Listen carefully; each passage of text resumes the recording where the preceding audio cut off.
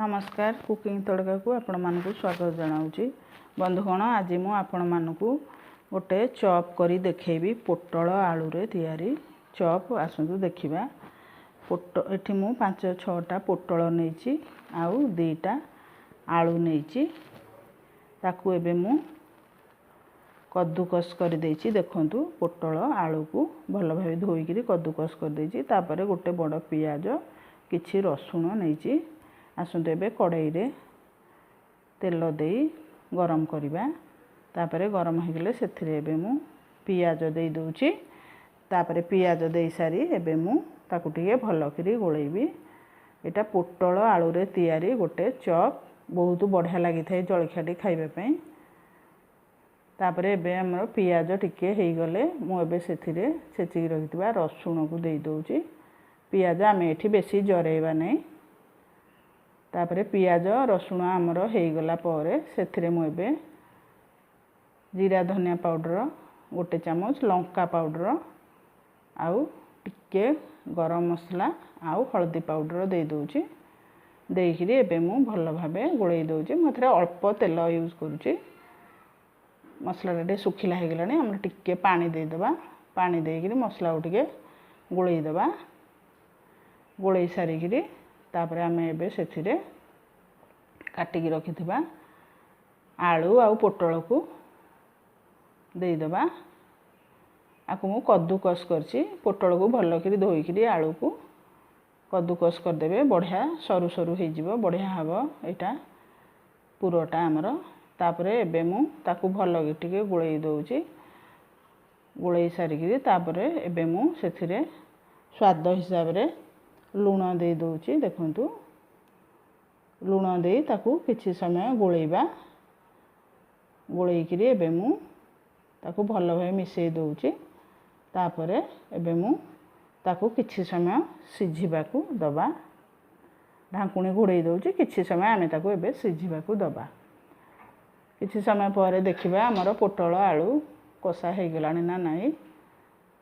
देखंतु हमर पोटल आलू एबे बढ़िया भाबे हे गलानी। केते सुंदर पुरोटी हमर देखा जाउची देखि पारथबे।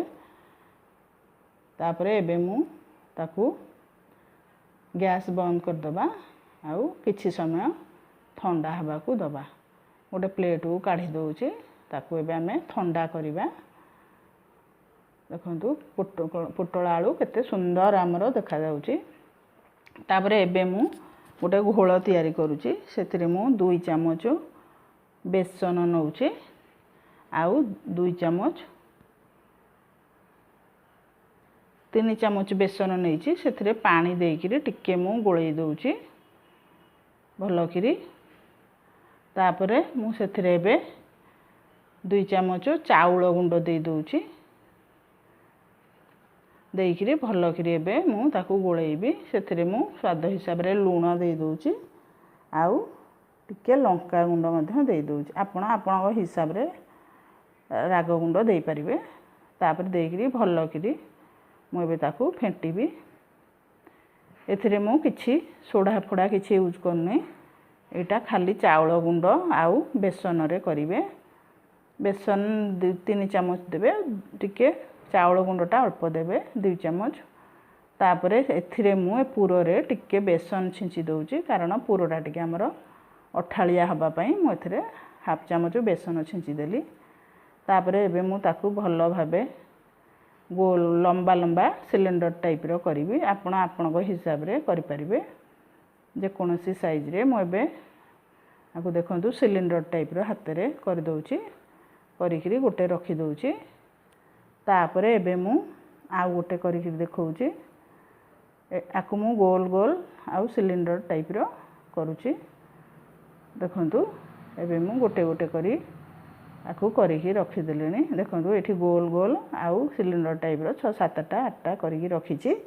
एबे हमें कड़ाई रे किछि तेल दे दबा। तेल गरम हेले आमे एबे जो घोळ तयारी करचे से घोळ रे ए सबु चॉप को आमे एबे ताकू गोटी गोटी करी चामुची रे ताकू एबे आमे तेल रे पकेइबा।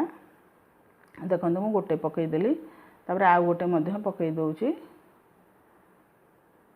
चामच रे आमर टिके बेसी आणटा चली आसुची सेथिबे मु एबे कंटा चामच रे ताकू करूची टिके पतला हेकि आसीबो एटा खाइबा को बहुत बढ़िया लगी थे आपण आकू घरे निश्चय तैयारी करिवे आ खाइबे आ आपन को मतामत जणैबे ये जळखियाटी बहुत बढ़िया लगी थे खाइबा पई टिके रागुआ रागुआ लागिले भल लागे आपण कंचा लंका मध्य देई परिबे आधेरे किंतु मु कंचा लंका देइनी देखंतु एबे हमर हेई गलानी फाळे फाळे मु आबे ताकू आ गोटे गोटे साइड उल्टै दोउची एई भली भाबे आपण आकु बेसी हाई गैस देबे नहीं मीडियम रे देकरी आकु किछि समय पे छाणीबे देखो हमर गोटे एबे हे गला चॉप एबे मु ताकू काढी दोउची केते सुंदर देखाउची लंबा लंबा गोल गोल आपण जे भली भाबे चटका मध्य आपण करि परिबे चटा चटा देखो आउ जो हमर थेला चॉप गुडाउ ताकू मु मध्य ए कंटा चामच रे ताकू मध्य मु छाणी दोउची गोटी गोटी गिरी देखंतु